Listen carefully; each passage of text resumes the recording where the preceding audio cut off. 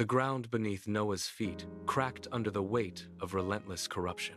Everywhere he looked, men fought over scraps of power, and violence stained the city streets like an indelible ink. While neighbors spent their days in greed and hollow laughter, Noah lived in a heavy silence. He saw the rot in their hearts and the shadows stretching over the civilization they thought was eternal.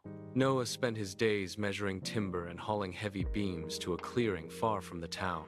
He hammered iron nails into gopher wood, his hands calloused and bleeding from the repetitive, grueling labor. Passers-by stopped to jeer, pointing at the massive, windowless structure rising in the middle of the parched, dry land. "What is this madness, old man?" they shouted.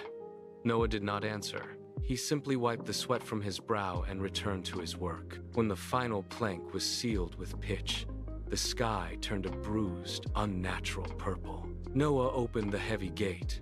His wife, his sons Shem, Ham, and Japheth, and their wives stepped into the shadows. Then the animals arrived. Lions, oxen, and birds of every feather filed into the dark belly of the ark in pairs. Noah pulled the massive lever, and the door groaned shut, locking from the outside. The world was finally quiet. The first drop hit the wood like a stone. Then came the roar of the heavens. Rain hammered the roof for 40 days and 40 nights without a single moment of mercy. Inside, the ark creaked and groaned, tossed by massive waves that swallowed the highest hills.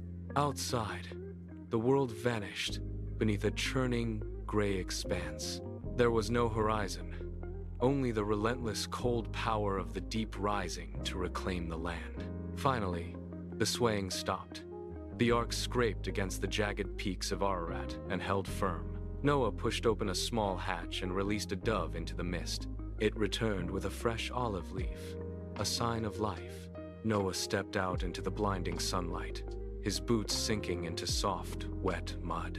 Above him, the clouds parted, and a brilliant arc of color stretched across the horizon, painting the sky in red, gold, and violet.